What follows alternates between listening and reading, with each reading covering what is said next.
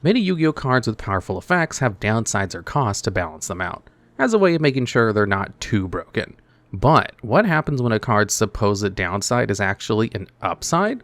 Well, you end up with some truly messed up cards. So today, we're going to take a look at the best of the cards whose supposed downsides are what make them so powerful. And starting off at number 10, we have Strike Ninja. This is a level 4 Dark Warrior with 1700 attack and 1200 defense.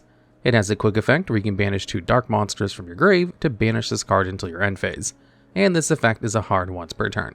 On its face, Strike Ninja's effect is incredibly potent in a less combo-heavy version of the game. It can dodge both attacks from more powerful monsters and most form of spell and trap card removal. Sure, getting your board destroyed by a Mirror Force or a Torrential Tribute hurts, but it hurts a lot less if you get to keep a 1700 body. However, the real power of Strike Ninja comes from how well it interacts with various cards at the time. The most important card to mention is Dark Arm Dragon. This massive monster can be special summoned from the hand if you have exactly 3 dark monsters in your graveyard, and it can banish a dark monster from your grave to target and destroy a card on the field. When this card was first released, it was completely game-breaking and saw a ton of play in various dark focus decks. Unfortunately, it does have a downside, namely that if you ever have 4 or more darks in your grave, it becomes impossible to ever summon Dark Arm Dragon. Strike Ninja allows you to remove excess dark monsters from your graveyard, turning your dads back online. It wasn't like the banished monsters were gone forever though, as there were cards like Return from the Different Dimension which could special summon back all of those banished monsters, allowing for crazy pushes or huge synchro plays. More recently, this same idea was applied with Fairy Tail Snow to banish Shinobi Necro, special summoning both the Fairy and Necro to your field, letting you make a level 6 synchro monster. Similarly, the card Gold Sarcophagus banishes a card from your deck on activation and then adds it to your hand 2 turns later. Many decks have found ways to make this card far more immediately impactful, such as banishing Tri-Brigade Mercurier or a Malice monster to get immediate advantage. These sorts of cards will likely continue to see more play in the future as more cards that benefit from banish get printed. And at number 9, we have Ultimate Slayer. This is a normal spell card with the effect where you send a monster from your extra deck to the grave to then target an opponent's monster of the same type, as in Synchro, Fusion, Xyz, Pendulum, etc., and then shuffle it into your opponent's deck. Also, your opponent can't activate monster effects in response to this card's activation. Slayer is a powerful removal spell. Spell speed 4 is almost always extremely powerful, and being able to remove any targetable monster without triggering any floating effects is something that few cards can do even without this level of protection. The downside of Ultimate Slayer is the cost it places on your extra deck. In order to activate Slayer successfully, you have to have the correct kind of monster available, and that often requires adding extra random extra deck monsters just for the use of Slayer. This is a pretty bad use of extra deck slots most of the time. However, this can actually be leveraged to your advantage thanks to a number of extra deck monsters that have effects when sent to the graveyard by any means. Garura, for example, has the effect where you draw a card when it's sent to the grave. Gold Cloud Beast Malong has the effect where if it's sent to the grave, you get to bounce a card on the field. Mirror Logic Aggregator has the effect to target a face-up card on the field and negate its effects until the end of the turn when it's sent to the grave. This covers essentially every edge case imaginable. And if you want to go really deep on this, you can even use Tri-Brigade Arms Basilisk 2 as your link target, which will then send a Garura from your extra deck to the grave when it hits the grave, allowing you to draw a card that way. Slayer was already a powerful card, but these additional effects the card offers makes it far stronger and have allowed it to see play over other broken board breakers. And at number 8, we have Card Destruction. This is a normal spell with the effect where each player discards their hand, then draws the same number of cards they discarded. Back in the day, sending cards to the grave was considered extremely detrimental.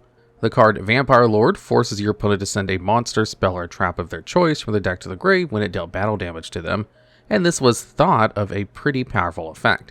So cards like Destruction, sending cards from your hand to the grave in exchange for drawing a new hand, was considered a pretty reasonable trade-off, especially since you lost a card in your hand in the process.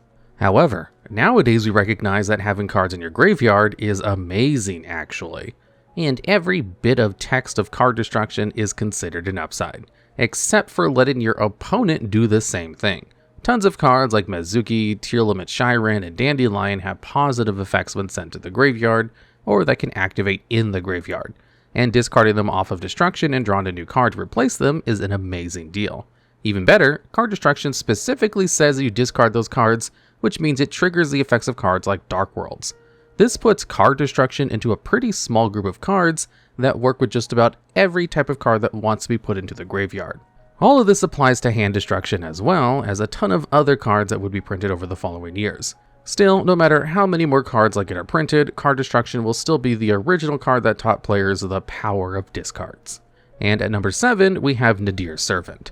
This is a normal spell with the effect, where you send a monster from your extra deck to the grave, then add a Dogmatica monster or a Fallen of Albaz from your deck or graveyard to your hand, whose attack is less than the monster that was sent. However, you can't special summon from the extra deck for the rest of the turn, and you can only activate it once per turn. Similar to Ultimate Slayer, this card taxes your extra deck significantly. It requires sending quite specific monsters from your extra deck to the grave to function, which you may think would be an issue when building your deck. However, the deck that Nadir Servant functions with makes this a complete non-issue. Fusion monsters in a branded archetype such as Albion the Branded Dragon have effects during the end phase where, if they're sent to the graveyard that turn, you can add a card to your hand. Albion allows you to set or add to your hand a branded spell or trap card, which can grab branded in red from your deck. This is a quick play spell which allows you to perform a fusion summon, which you can set to set up your board without going against Nadir Servant's restrictions. However, we can actually go further with this single activation of Nadir Servant.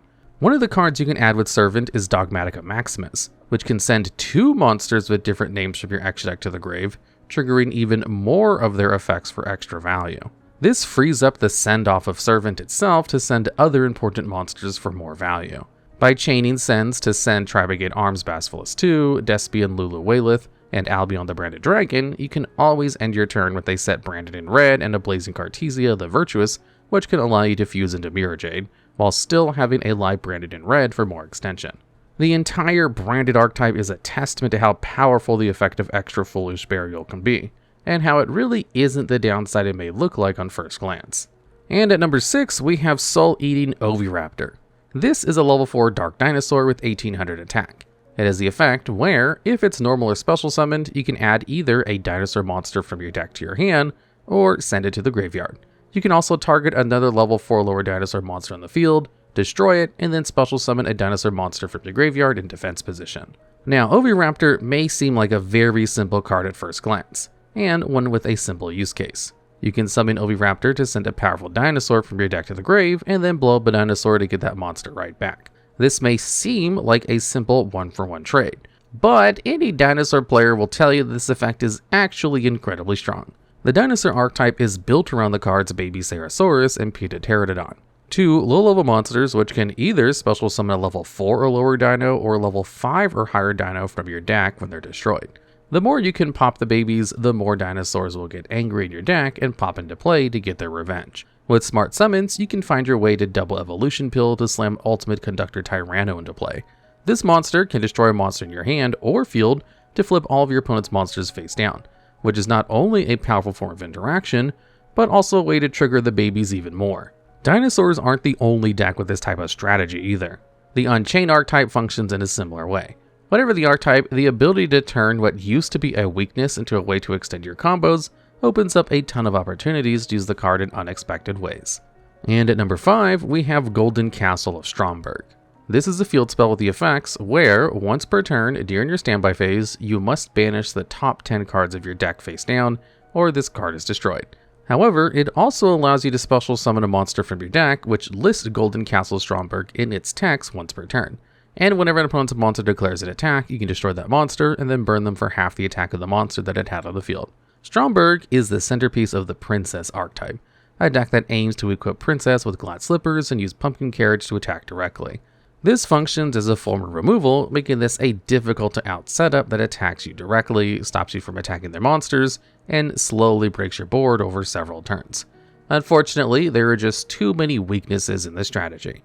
However, the card still found use in a completely different context, namely being used in Grand Maju decks. This level 3 monster gains attack and defense equal to the number of your banished cards times 400, which can get really out of hand really fast, especially with something like Stromberg in play. A single turn of banishing your Stromberg puts your Maju at a colossal 4,000 attack and defense, more than almost any monster in the game can get over comfortably, And a few activations of cards like Pot of Desires can push this to lethal range even when hitting over large boss monsters. Combine this with Floodgates like There Can Be Only One or Goes in Match, and you have a deck that's as annoying as it is strong. And at number 4, we have Matchmech Circular. This is a level 4 light Cyberse with 1500 attack and defense. It has the effect where you send a Matchmech monster besides itself from your deck to the grave to special summon Circular from your hand, but you can only attack with one monster this turn. And if a Matchmech monster is summoned to your side of the field while this card is already on the field, you can add a Matchmech spell or trap from your deck to your hand, and both of these effects are hard once per turns. Now, Circular is famous for being the piece of support that turned Matchmech from a terrible deck into a meta contender. Not only can it special summon itself from your hand for free, but it can also search Matchmech Superfactorial to set up for Prime Matchmech Laplacian on your opponent's turn. However, far more importantly is its ability to send a Matchmech from your deck to the graveyard for cost. Costs are almost always negatives on cards, as the term implies. There aren't any cards that make you draw cards or gain life points for cost, for example. However, sending cards from the deck to the grave is considered negative enough to be used as a cost, despite the fact that it inarguably makes Circular even more powerful. The main card you send with the effect is Matchmech Sigma, which, once per turn, can special summon itself from your hand or grave if you don't have a monster in the extra monster zone, but it banishes itself when it leaves the field. You can also summon Sigma back to trigger Circular's effect, adding Superfactorial, and then overlay for Prime Matchmech Alimbertion.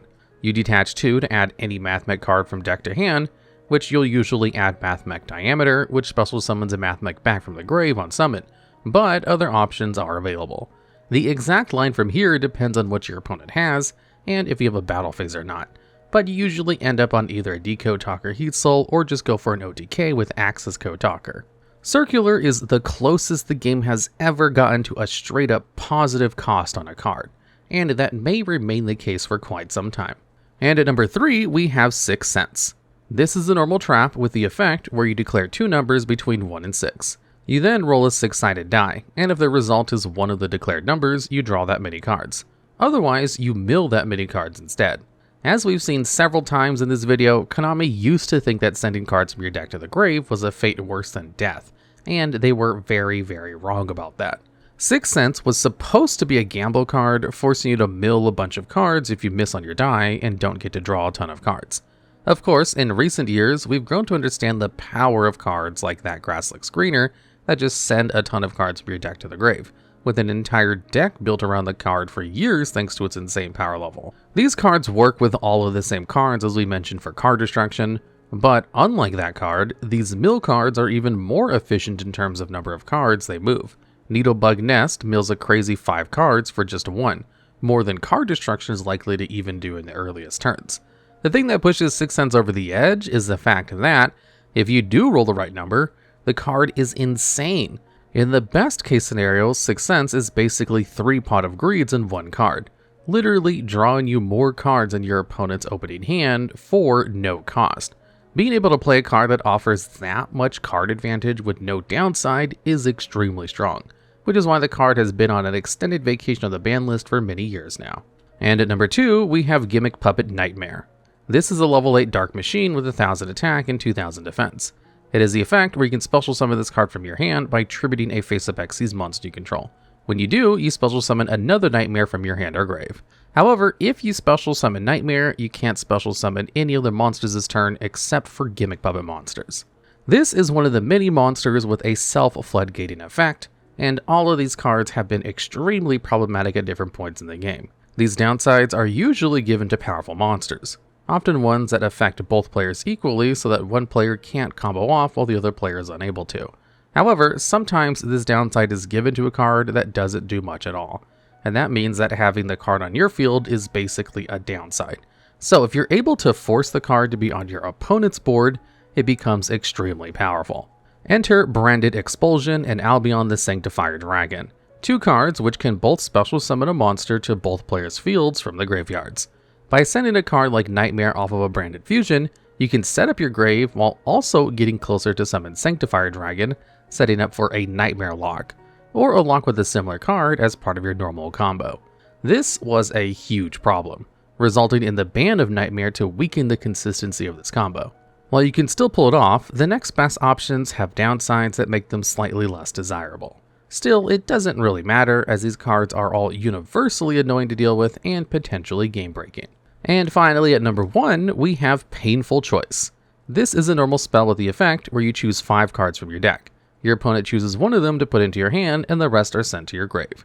This is one of the worst miscalculations Konami has ever made in terms of a card's power level. This is another card that seems to think that sending cards from your deck to the graveyard is a bad thing. But unlike the other cards on this list so far, this one lets you choose the cards you send to the grave this way. Painful Choice can also choose 5 cards that all want to be in the graveyard and put your opponent into a true no-win scenario. If your opponent activates Painful Choice and sends a Yugioh, Kelbeck, Shiren, Rhinoheart, and a Havness, what are you realistically going to do? Besides lose, I mean. This is taking the card at its absolute peak power level, but even weaker decks can put together a really strong Painful Choice pile. Especially if you go a bit deep and include cards you specifically want to send to the grave, such as Transaction Rollback or Night Sword Serpent. Painful Choice was designed as a version of Gold Sarcophagus, but it was actually just an even more broken Foolish Burial. If Choice banished the cards, it would still be strong, but it would maybe have had a chance to stay around, and it could probably be allowed in the game if it banished the other 4 cards face down, but sending them to the graveyard makes the card far too exploitable. The card has been on the ban list for a very long time, and it's almost certainly never going to come off the ban list either.